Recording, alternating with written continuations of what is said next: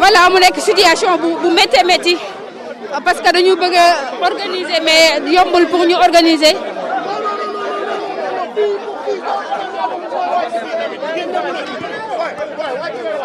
jàpp leen ci waay wàcc rek booy jàpp leen ci rek jàpp leen ci rek jàpp leen ci rek jàpp leen ci rek. dañuy wàcc complètement. waaw non ñuy wàcc moo bëri.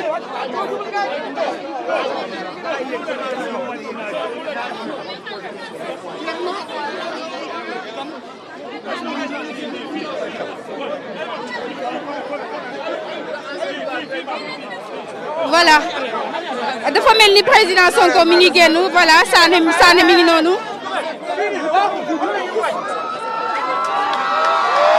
président Sonko mi ngi noonu voilà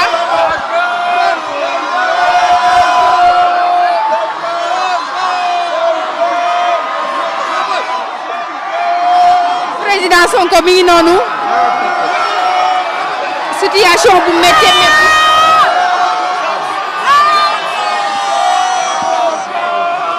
Ça va être très compliqué pour ñu am ko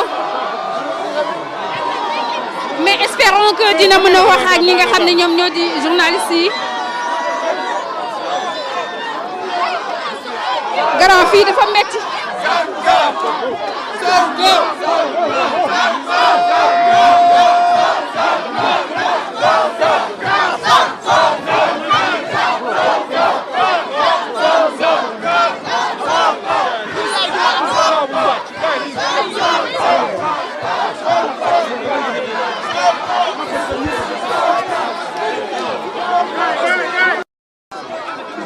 Non pas pour la personne de Ousmane Sonko, mais pour la préservation de notre démocratie. Et j'ai choisi de démarrer cela ici avec nos amis et frères de Y'en a marre. Vous savez que Y'en a marre représente quelque chose d'extrêmement important dans la lutte citoyenne au Sénégal. C'est le doyen des mouvements citoyens, non seulement au Sénégal, mais j'allais dire même en Afrique de l'Ouest. Et une fois de plus, Y'en a marre a été à la hauteur de sa réputation en s'engageant dans ce combat une fois de plus pour la préservation de notre démocratie. Nous avons tenu de longues discussions. Malheureusement, l'atmosphère ne permet pas de les restituer. Mais ce qu'il faut en retenir, c'est que nous réfléchissons tous sur un agenda, un calendrier pour la République, pour le Sénégal, pour nos enfants et nos petits-enfants. Mais dans l'immédiat, nous continuons à formuler les mêmes exigences, dont la première, c'est la libération immédiate et sans condition de tous les détenus politiques de Macky Sall. L'arrêt immédiat également des persécutions, des arrestations qui continuent, l'arrestation des nervis de Macky Sall et leur traduction devant les tribunaux, mais également la réparation des dommages causés par les meurtres, mais également les blessures graves. Je terminerai en tout cas par lancer un appel à toute la communauté nationale et internationale, les guides religieux, pour leur dire que Macky Sall continue malheureusement dans sa trajectoire dictatoriale. Nous, en tout cas, au niveau du mouvement de défense de la démocratie, nous avons fait poser des actes forts. Nous avons accepté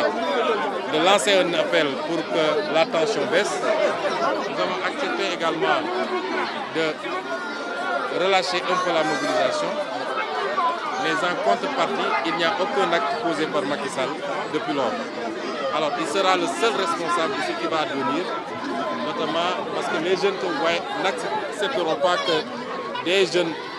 continuent à être retenus dans des geôles de Macky Sall. Il faut qu'ils relâchent ces gens-là immédiatement. Je vous remercie. Je laisse M. Aliou Sall, coordinateur de la... dañoo ñëwoon seet si suñuy mbokk suñuy xarit Y'en a marre nga xam ne ñëpp xam nañ seen taxawaay ci réew mi ak ci Afrique ci lépp lu jëm ci défendre aar démocratie aar ak yelleef wonewaat nañ ko tey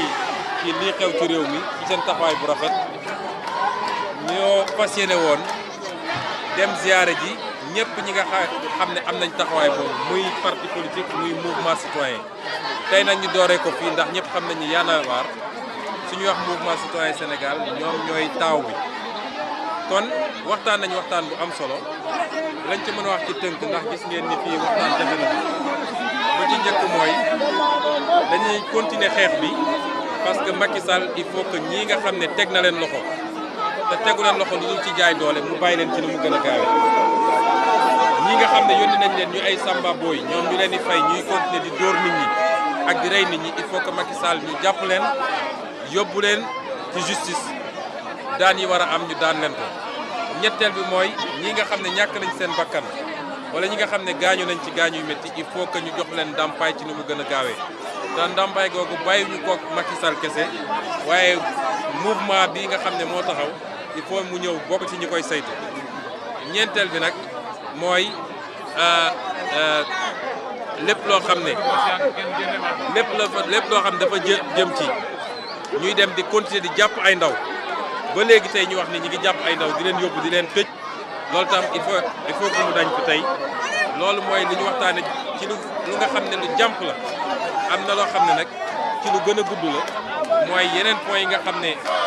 faram-fàcce nañ ko keroog te lépp jëm ci démocratie amul lenn loo xam ne dafa jëm ci intérêt Aliou Sané wala intérêt Ousmane Sonko waaye intérêt réew mi la loolu mooy waxtaan bi ñu leen di gërëm di leen sant ci. ok merci beaucoup.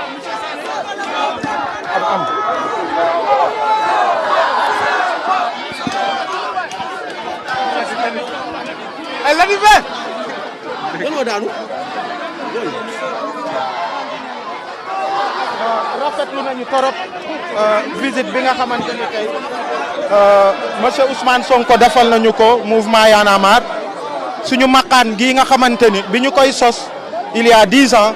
doon benn mouvement citoyen bi nga xamante ne ay ndaw ak ay mag ñoo ciy booloo pour suñu démocratie mu gën a sax suñu citoyenneté mu gën a sax état droit gën a sax et que injustice sociale mu gën a wàññeeku ci réew mi et c'est au nom de ces mêmes principes là bi ñu gisee nguur gi mu yëkkati jël suñuy instrument wu réew mi muy justice bugg faagaagal opposition politique à travers Ousmane Sonko c'est au nom de ces principes la ñu jóg ñu ne du fi amee donc ci combat de principe boobu la ñu nekk di ci woy ba gis ngeen li ci am yëpp gis ngeen tey jii nii en terme d'urgence nag du ma delluwaat ci loolu yëpp am na suñuy frères suñuy sœurs yi nga xamante ni Macky Sall mu ngi leen di téye ci kaso bi ba tey dañuy xeex ensemble ak tous les Sénégalais pour que ñu mun leen libérer ci li mu gën a gaaw pour que nervi ak ñëpp ñi nga xamante ni takk nañu ci yii am que nguur gi ñu pousser ko à ce que li ci war ñu def ko ñi ci war a teg daan ñu teg leen daan et que ñu teg benn commission bi nga xamante ni ñëpp ñi nga xamante ni malheureusement ci xeexu peuple bi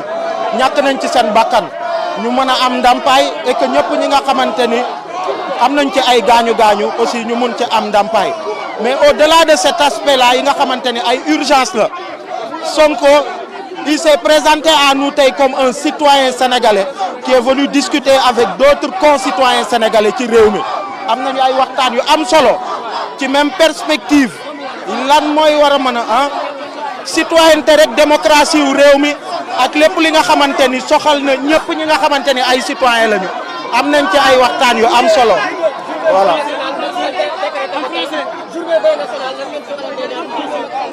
non le plus important mooy bépp sénégalais fépp foo munti nekk bi amee ba tey yaa ngi naqarlu yaa ngi prier yaa ngi commémorer et puis avec beaucoup de respect mémoire ñi nga xamante ni Macky Sall boom na leen ci événement yi xew. voilà donc jërëjëf. donc en français donc c'était pour dire que c'est avec un plaisir que nous avons accueilli ici au QG du mouvement Y'en a marre qui est tout un symbole parce que c'est un QG qui représente la lutte citoyenne pour la démocratie, pour l'état de droit et contre l'injustice au Sénégal. Et c'est dans ce QG-là qu'on a reçu ici aujourd'hui un concitoyen à nous qui s'est présenté comme un concitoyen qui est venu rencontrer des concitoyens pour discuter du pays. Parce que vous avez vu, pour notre démocratie et pour notre état de droit, quand ce qui est arrivé, vous avez vu en toute responsabilité, le mouvement Y en a marre, au nom des principes qu'il défend pour la démocratie, a dit qu'il ne peut pas accepter que le pouvoir puisse utiliser notre justice pour éliminer en fait un opposant politique. Et tous les Sénégalais se sont battus pour que ce coup fatal ne soit pas porté à notre démocratie. Et vous voyez où est-ce que nous en sommes aujourd'hui. Mais on sait aussi qu'il y a des concitoyens à nous qui sont encore dans les prisons et certains sont en train d'être traqués et il faut continuer de se mobiliser pacifiquement pour qu'ils puissent être libérés. Même si vous avez vu, dans cet élan de pouvoir pacifier, nous on a fait beaucoup d'efforts, on a même suspendu des mots d'ordre. Mais vous avez vu du côté du pouvoir, il n'y a pas encore des actes concrets qui vont dans le sens de l'apaisement. C'est pourquoi on va vers des mobilisations pacifiques comme on en a annoncé pour exiger la libération de tous ces otages politiques qui sont dans les prisons et puis que toutes les personnes en fait qui ont perdu la vie dans cet événement-là, ces martyrs-là, puissent être indemnisés et ceux qui sont blessés puissent être pris en charge.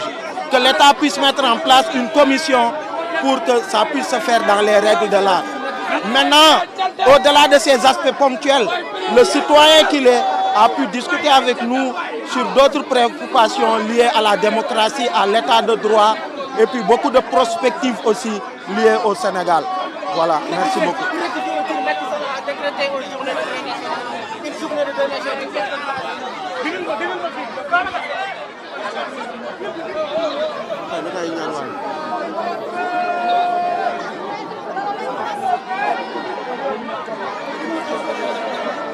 Merci beaucoup mu nekkoon li nga xam ne moom moo di kaddu yi président Sonko yëkkati dégg ngeen ko ginnaaw si la jox ki nga xam ne moom moo di Sané mu dal di waxtaan ak ñi nga xam ne ñoom ñoo di sénégalais yi. voilà mi ngi noonu di tàllal loxo di saafonte ak ñi nga xam ne ñoom ñoo di waa Parcelles di wane moom itam mbégte bi nga xam ne moom la am tey ak teertu gi ñu ko teertu voilà ñi ngi wax prési gàtt nga bu baax di koy ñaanal yàlla ngir mu toog ci li nga xam ne moom moo di donkaasi gi loolu la ko waa Parcelles di ñaanal ba tax ñu koy woowee prési di anticiper li nga xam ne moom moo di lu ni mel président Sonko mi ngi taal otom noonu pour dem voilà mi ngi taal otom noonu pour dem ànd ak ñi nga xam ne ñoom ñoo di ay garde du corps am mais amul sax foo xam ne fa la mën a jaar pour dem